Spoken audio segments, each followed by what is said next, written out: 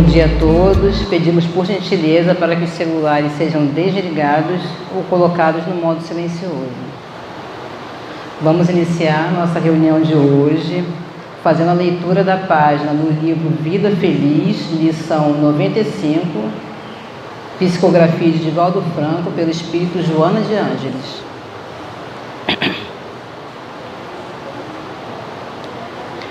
Refreia os impulsos que procedem dos instintos desgovernados e age sob o comando da razão.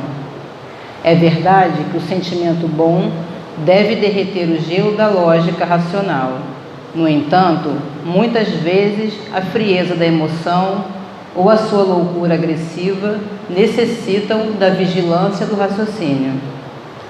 Cérebro e coração devem atuar juntos, proporcionando as vantagens do equilíbrio e do comedimento em favor de uma vida sadia. Ouve com o sentimento e age com a razão, dosando bem a participação de cada um. Vamos elevar nosso pensamento a Deus, agradecendo Jesus pela oportunidade de estarmos aqui em Teu nome, para aprender um pouco mais, Senhor, do Teu Evangelho e da Tua mensagem. Te pedimos, Mestre, que fique conosco, envolvendo a cada um de nós durante esse estudo, para que possamos aprender cada vez mais. Que assim seja, graças a Deus. Passamos a palavra para o nosso companheiro Alexandre Machado, que é frequentador aqui do CELC, que dará continuidade ao estudo da introdução 3 do Evangelho segundo o Espiritismo, Notícias Históricas, terceira parte. Passo a palavra para o Alexandre. Paz e alegria em nossos corações. Nós vamos dar continuidade ao estudo de O Evangelho segundo o Espiritismo, de Allan Kardec. Nós estamos estudando a introdução dessa obra. Estamos na terceira parte, na parte 3 da introdução, Notícias Históricas, em que nós temos a explicação de determinadas palavras, termos e expressões que vão aparecer no Evangelho e que, portanto, nos ajudam a entender o Evangelho de Jesus de uma forma melhor, mais aprofundada. E aí, dando continuidade, nós hoje vamos trabalhar 3 termos ou expressões: escribas, sinagoga e saduceus. E aí, começando com a questão dos escribas, nós temos a seguinte explicação: nome dado a princípio aos secretários dos reis de Judá e a certos intendentes, ou seja, administradores dos exércitos judeus. E aí, em relação a essa questão da referência aqui a Judá, nós pesquisando vimos que o reino de Judá, ele existiu de 931 a 587 a.C., ficando ao sul do reino de Israel, então abaixo, lá no Oriente Médio, cuja capital era Jerusalém e que foi governado pelos descendentes do famoso rei Davi. E atualmente, essa região é parte de Israel e Palestina. Região, aliás, que precisa estar sendo muito envolvida nas nossas preces, porque sabemos que está num conflito muito grande. Então, que possamos direcionar vibrações de paz, de amor para essa região. Mais tarde, então, a princípio, escribas se referiam a essas pessoas aí, esses secretários lá dos reis de Judá e que administravam, controlavam os exércitos judeus. Mais tarde, então, mais para frente, foi aplicado especialmente aos doutores que ensinavam a lei de Moisés e a interpretavam para o povo. Então, depois, esse termo passou a ser aplicado aos chamados doutores da lei, que justamente, como aí está colocando, eram homens que se dedicavam a estudar, interpretar e ensinar a lei, a chamada lei antiga ou lei mosaica, para as pessoas, para o povo de um modo de um modo geral, que não tinham acesso mais direto de aprofundamento, né, dessas leis. E no caso, a chamada lei antiga, lei mosaica, é o que constitui a chamada Torá, que é o livro sagrado até hoje para os judeus, e que consiste basicamente no chamado Pentateuco mosaico, que é o conjunto dos 5 primeiros livros do Antigo Testamento: Gênesis ou Gênese, Êxodo, Levítico, Números e Deuteronômio. Então, eles se dedicavam a estudar aqueles textos, né, com profundidade e a ensinar ao povo. Claro que ao ensinar ao povo, né, não era com aquela profundidade toda com que estudavam, e muitas vezes também conforme os seus interesses pessoais.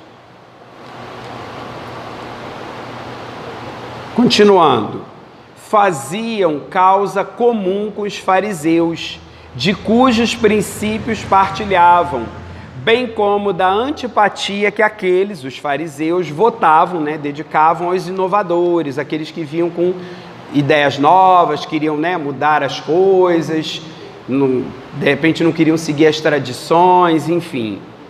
Daí o envolvê-los, Jesus, na reprovação que lançava aos fariseus. E aí, como Kardec nos mostra aqui que os escribas, eles tinham ideias, pensamentos e práticas muito parecidas com a dos fariseus, nós voltamos aqui na própria introdução 3, no item anterior ao dos escribas, que foi no caso da semana passada, que fala sobre os fariseus. Nós queremos pegar as características que estão descritas nos 2 últimos parágrafos, porque justamente vão servir também para os escribas. Tomavam parte ativa nas controvérsias religiosas, servis cumpridores das práticas exteriores do culto e das cerimônias, cheios de um zelo ardente de proselitismo, ou seja, né, aquela ânsia de conquistar adeptos, de converter as pessoas. Inimigos dos inovadores, afetavam grande severidade de princípios, mas, sob as aparências de meticulosa devoção, ocultavam costumes dissolutos, muito orgulho e, acima de tudo, excessiva ânsia de dominação. Então, nós vemos aqui a questão da aparência, né, de ostentar uma aparência de virtude, de santidade, mas que, no fundo, não era bem assim. As atitudes não realmente condiziam com aquela aparência. E a questão da ambição, do desejo, da sede de poder, de dominação, e que realmente acabavam dominando mesmo, tanto fariseus quanto escribas, né, o povo, de um modo geral. Tinham a religião mais como meio de chegarem a seus fins do que como objeto de fé sincera. Então, usavam como forma de manipulação, de dominação. Da virtude nada possuíam, além das exterioridades e da ostentação. Aquela questão do culto exterior, né? Cumpriam lá as suas obrigações religiosas segundo as tradições judaicas lá, de jejuar 2 vezes por semana, de dar lá o dízimo, ou seja, 10%, né, do que recebiam, e outras práticas exteriores, mas não passavam disso.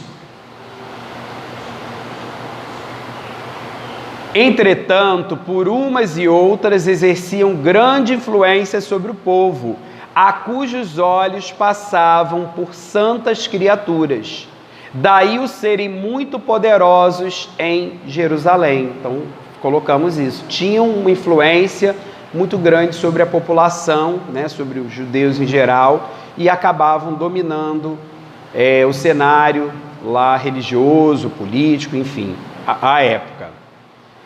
E aí, no último parágrafo dos fariseus, e que estamos também nos referindo aos escribas, coloca: acreditavam, pelo menos fingiam acreditar na providência divina, aquele cuidado de Deus com suas criaturas, na imortalidade da alma, então, que havia algo, né, após a morte, na eternidade das penas, então aquela condenação eterna, ou então o prêmio celeste eterno, né, um lugar bom ou ruim após a morte, mas eternamente,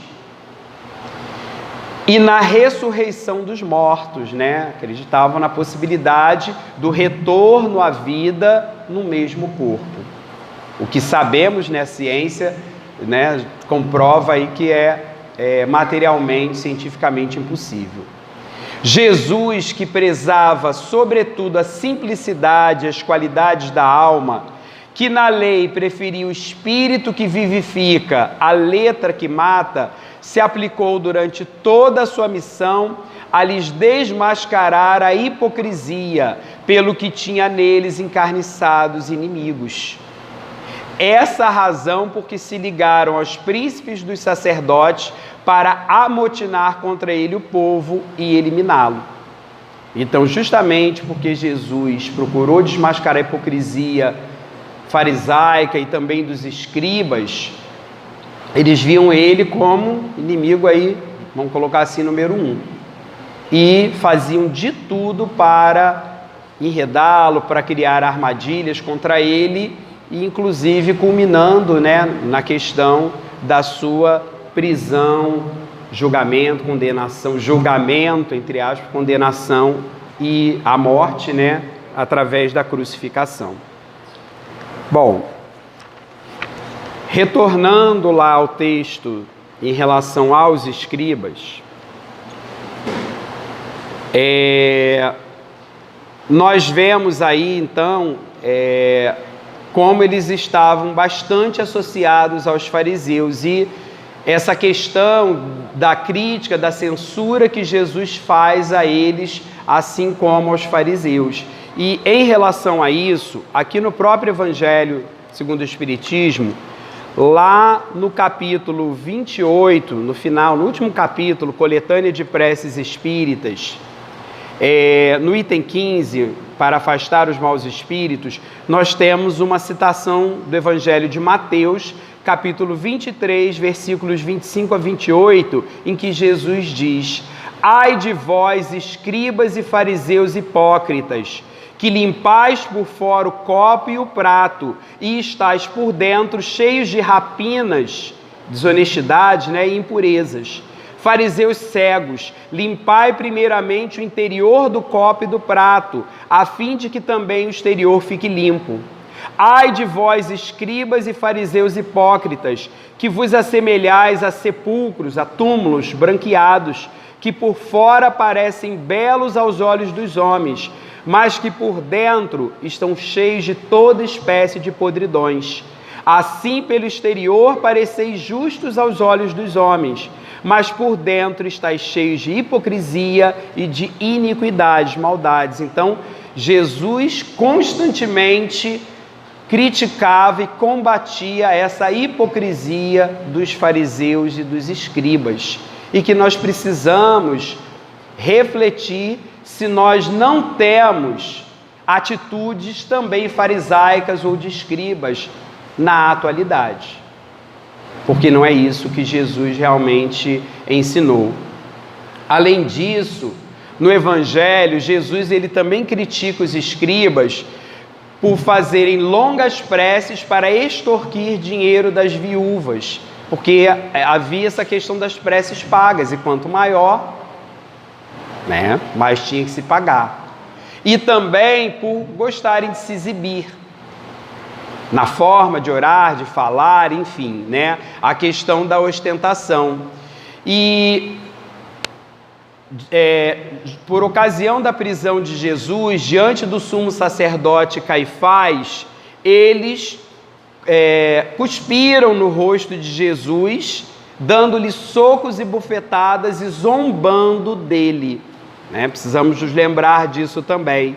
E Outra passagem é que eles e os fariseus trouxeram a mulher adúltera diante de Jesus para ser apedrejada conforme prescrevia a lei mosaica, tentando colocar Jesus numa situação difícil, mas Jesus, como sempre, com a sua sabedoria, né, atire a primeira pedra aquele que estiver sem pecado. Pronto, foi o que bastou, né, para silenciá-los, né? E também eles criticavam os discípulos de Jesus por não lavarem as mãos antes das refeições, ao que Jesus também sabiamente responde, que não é o que entra pela boca que macula o homem, mas o que sai da boca porque vem do coração. Mas que tentaram de todas as formas. Bom, prosseguindo, o segundo termo é a sinagoga, do grego sinagogue, assembleia, congregação.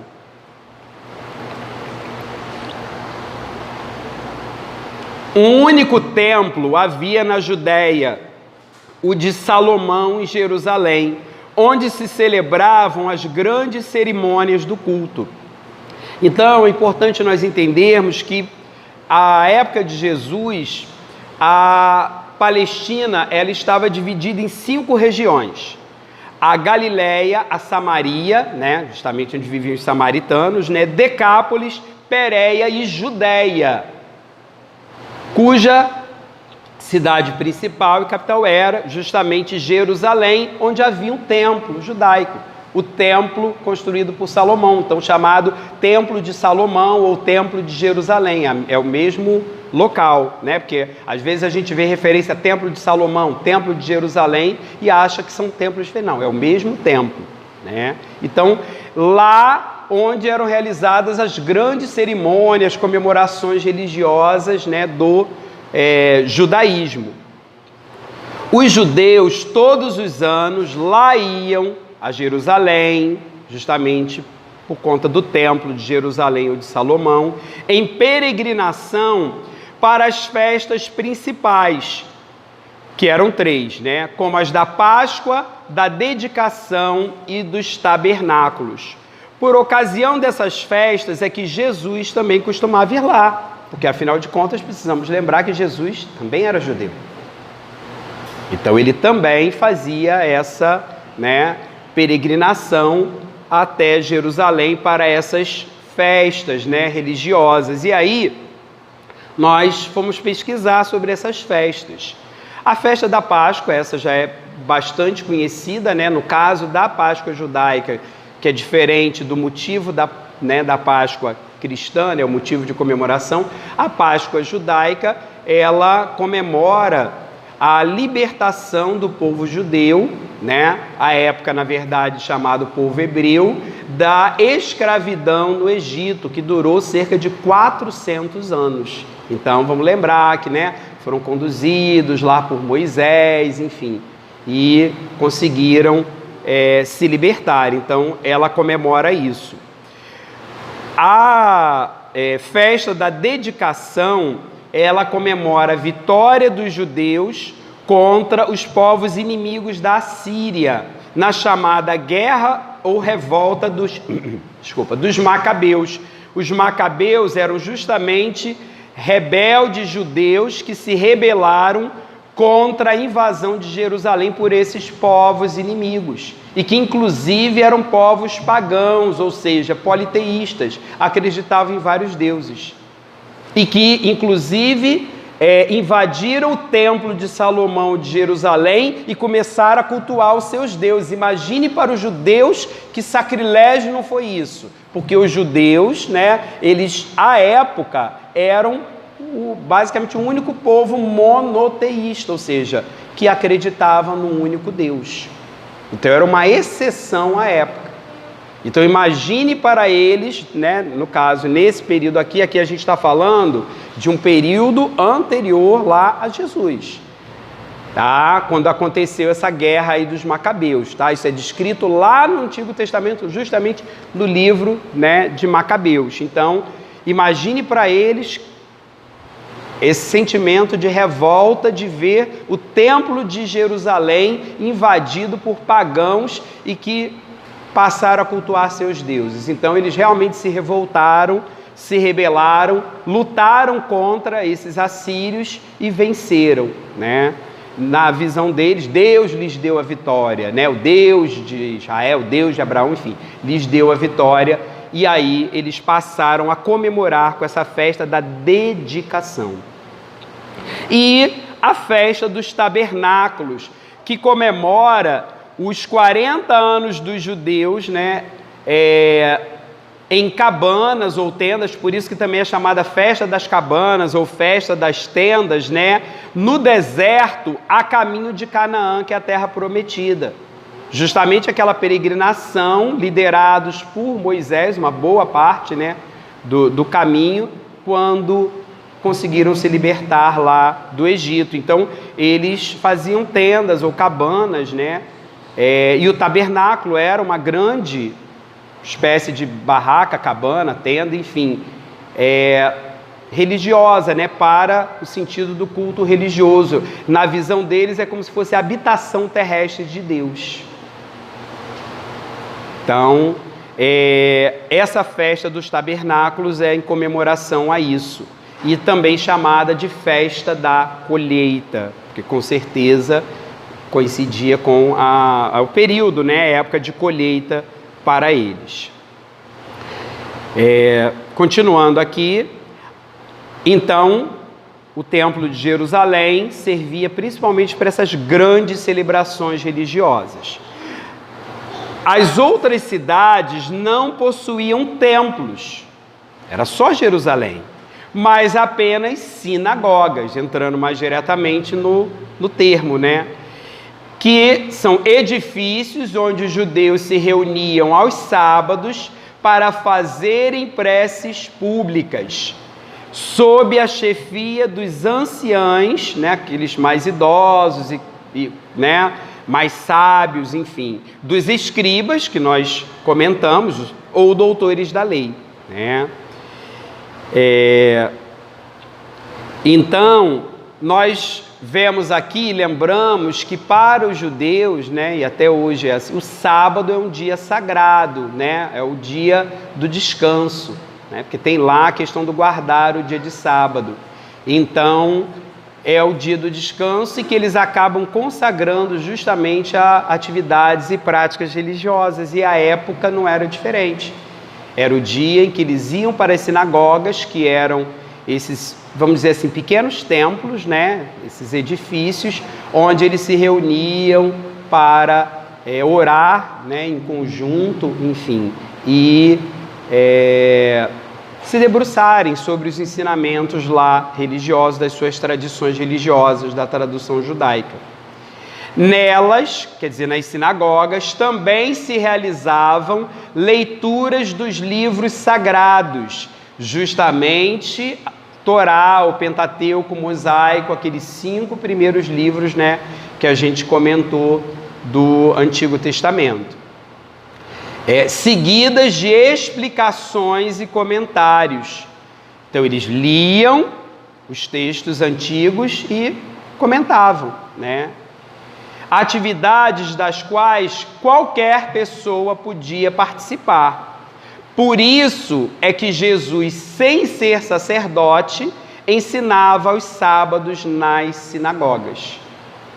Então, Jesus tinha essa prática de, aos sábados, ir lá, participar desse momento e ensinar, claro, com a sua sabedoria. Aliás, nós precisamos nos lembrar que Jesus, desde criança, né, lá aos 12 anos, ele maravilhou, deslumbrou, assombrou os doutores da lei, aí lá no Templo de Jerusalém, de Salomão, porque justamente foi para uma ocasião de uma grande, né, comemoração, uma dessas festas religiosas, né, grandiosas, foi com a família, né, com seus pais, José e Maria, e entrou no templo e estava lá ensinando, né, falando coisas, né, que os doutores da lei ficavam boquiabertos, né, se espantavam, com uma criança, com aquela sabedoria, com aquele conhecimento, né, tão profundo. Mas Jesus, né? Governador espiritual da terra, nosso guia e modelo, espírito puro, perfeito, enfim, né? Não era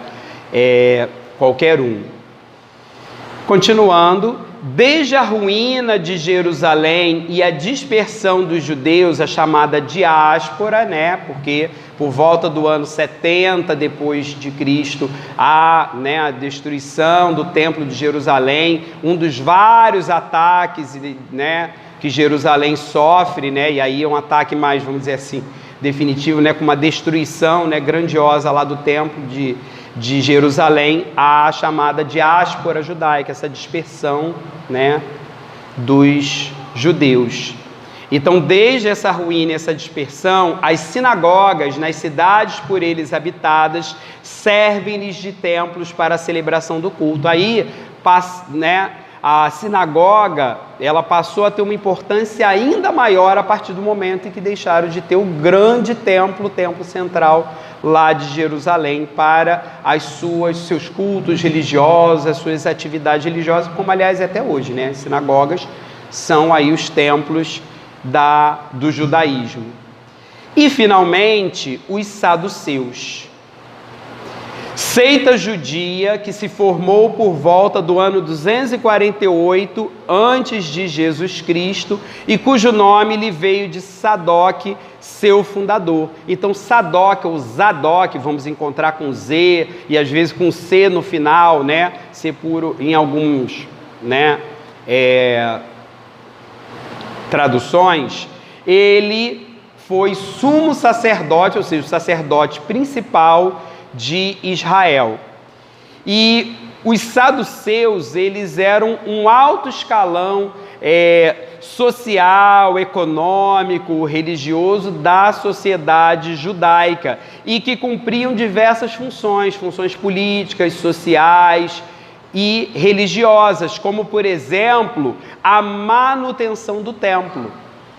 Tinham essa responsabilidade de manter, de cuidar, de zelar lá pelo templo de Jerusalém, ou templo, né, de Salomão. E acabaram constituindo um partido, né, e aí entra o lado político, da classe sacerdotal dominante, porque justamente, né, vinha de uma família que, né, sacerdote, né, e ia passando isso de geração para geração.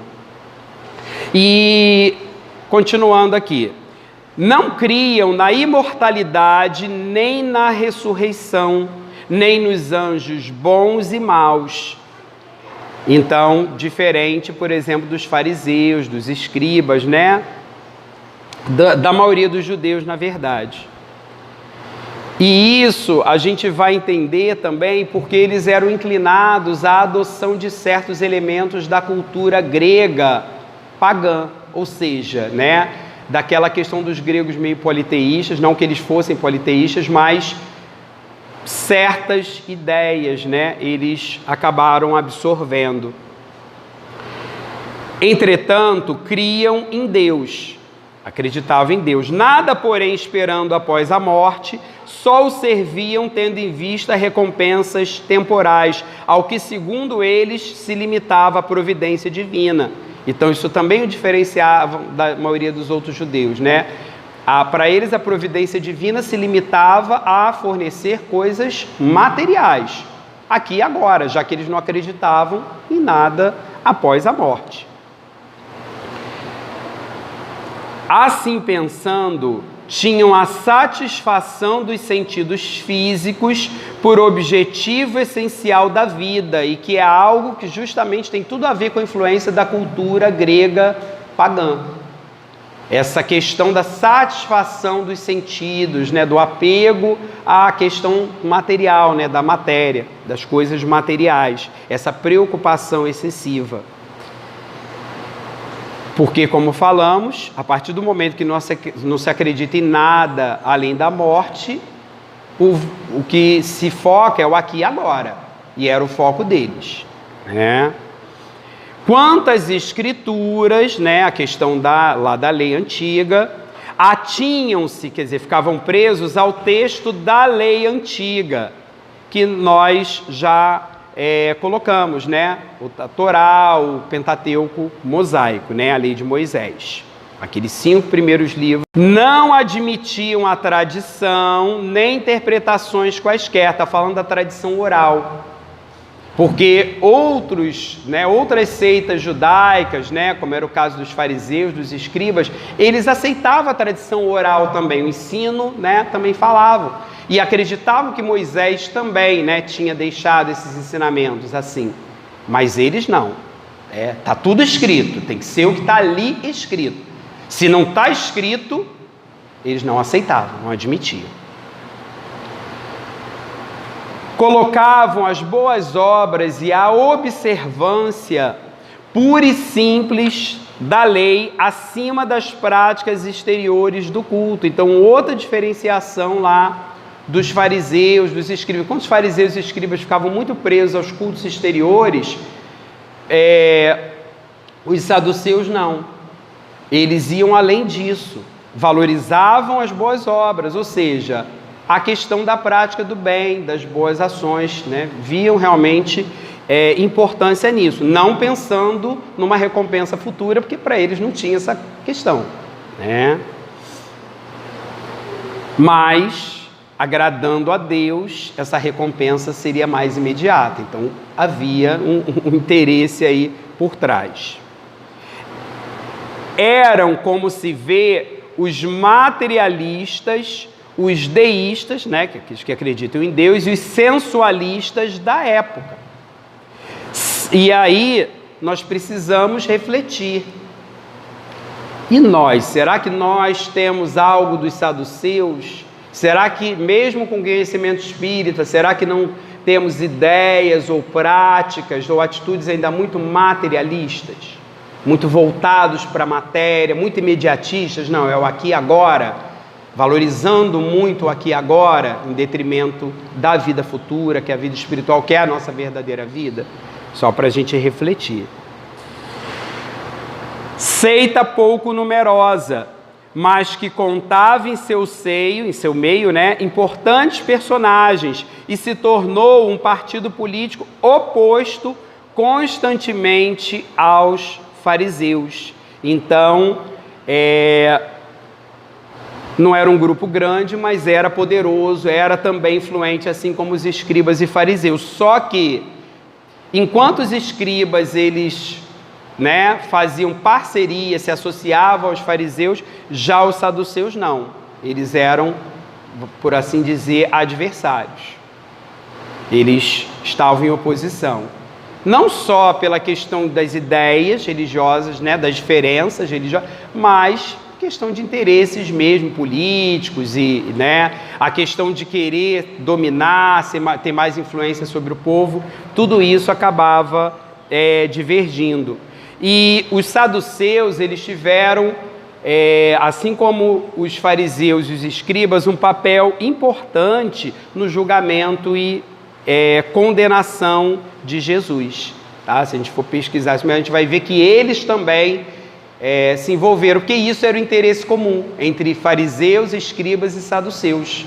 Jesus era uma ameaça ao poder de todos esses grupos dominantes da época. Então, era o interesse comum querer realmente derrubar Jesus, querer eliminar o que eles viam como problema. E é interessante, só para a gente estar fechando, a gente quer trazer aqui uma das passagens em que eles, assim como fizeram os fariseus e escribas, tentam enredar Jesus, criar uma armadilha para deixar Jesus numa situação difícil. No mesmo dia lá que Jesus deixou aquele ensinamento do dai a César o que é de César e a Deus o que é de Deus, que foi algo armado pelos discípulos lá dos fariseus, os saduceus, eles se dirigem a Jesus e perguntam o seguinte, se 7 irmãos casam com a mesma mulher, claro, um de cada vez, Então, um se casa com ela, aí morre, o outro se casa, morre, o outro se casa, enfim, os 7 casam e morrem. E a mulher também morre, No dia lá, por ocasião da ressurreição, porque era a crença judaica em geral, mas não era a dos saduceus, né? Então, olha a jogada deles. No dia da ressurreição, quando, né, eles ressuscitassem todos eles, com qual deles, né, ela seria mulher de qual deles? Ela seria mulher de qual deles na ressurreição? Olha só a situação em que eles tentam colocar Jesus, né? E Jesus, na sua infinita sabedoria, ele responde: errais por não conhecendo as Escrituras. Então já começa dando um puxão de orelha. Ó, estudem mais, vocês não estão conhecendo aí as Escrituras, não. A lei, né? A lei antiga. Nem o poder de Deus. Não conhece as Escrituras e nem o poder de Deus. Na ressurreição, não casam. Não vai casar, ninguém vai casar, né? Serão como anjos de Deus no céu. Isso daí está registrado tanto no Evangelho de Mateus quanto no Evangelho de Marcos. Bom, meus irmãos, hoje era o que nós tínhamos para trazer de informações basicamente históricas, mas, como nós dissemos, que possam servir para a nossa reflexão, para que nós nem na atualidade tenhamos as atitudes dos fariseus, pegando lá da semana passada que a gente relembrou, nem dos escribas e muito menos dos saduceus. Muita paz. Agradecemos ao nosso companheiro Alexandre pelo estudo dessa manhã, levar nosso pensamento e pedir, Senhor, que nesse momento o Senhor possa envolver a cada um de nós que aqui se encontra com fluidos de paz e equilíbrio, dando a cada um o fortalecimento necessário do seu corpo físico e espiritual. Fluidos benfazeres possam envolver a todos e que nesse momento, Senhor, possamos receber as suas bênçãos, as suas vibrações e que assim possamos, Mestre, melhorar a cada dia em nossa caminhada e seguir-te, Mestre, seguindo o teu Evangelho, aprendendo a cada vez mais. Fica conosco, agora e sempre, que assim seja, graças a Deus. Agradecemos a todos pela presença e contamos com a presença na próxima semana. Fiquem com Deus.